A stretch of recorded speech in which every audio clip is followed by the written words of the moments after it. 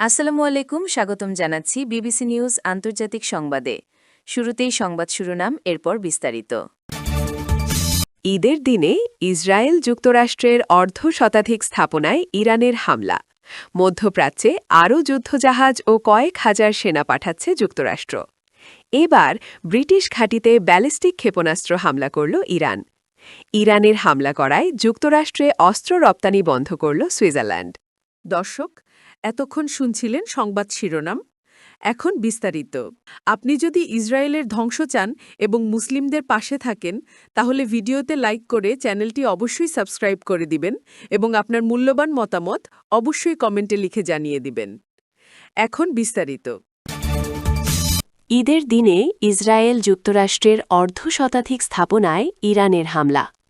যুদ্ধপীড়িত ইরানে আজ শনিবার ২১ মার্চ একই সঙ্গে পবিত্র ঈদুল ফিতর ও নওরোজ বা ফার্সি নববর্ষের উদযাপিত হচ্ছে।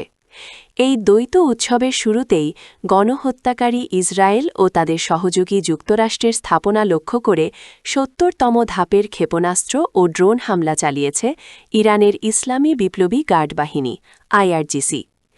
চলমান প্রতিশোধমূলক অভিযান অপারেশন ট্রু প্রমিস 4-এর ৭০তম ধাপ বা তরঙ্গের ঘোষণা দিয়েছে আইআরজিসি।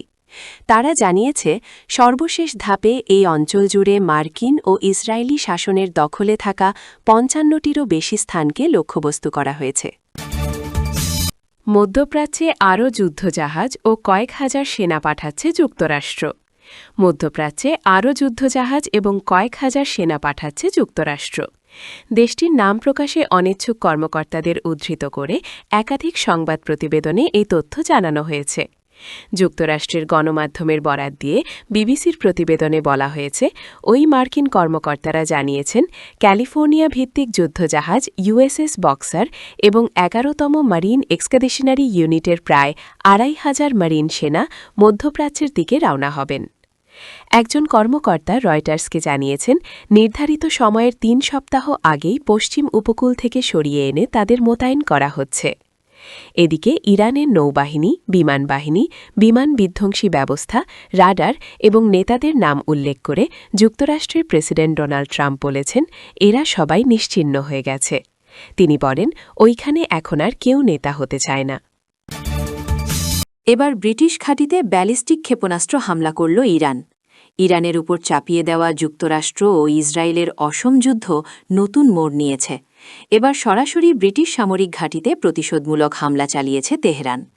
এর আগে ইরানের বিপ্লবী গার্ড বাহিনী আইআরজিসি হুঁশিয়ারি দিয়েছিল যে ওয়াশিংটনকে ঘাঁটি ব্যবহার করতে দিলে যুক্তরাষ্ট্রের ভূমিও নিরাপদ থাকবে না। ইরানের এমন সতর্কতার পরই এ প্রতিবেদন প্রকাশ করেছে মার্কিন গণমাধ্যম ওয়াল স্ট্রিট জার্নাল। প্রতিবেদনে বলা হয়, ভারত মহাসাগরে অবস্থিত যুক্তরাষ্ট্র ও যুক্তরাষ্ট্রের যৌথ সামরিক ঘাঁটি ডিয়েগো গার্সিয়া লক্ষ্য করে ব্যালিস্টিক ক্ষেপণাস্ত্র নিক্ষেপ করেছে ইরান। ইরানে হামলা করায় যুক্তরাষ্ট্রে অস্ত্র রপ্তানি বন্ধ করল সুইজারল্যান্ড।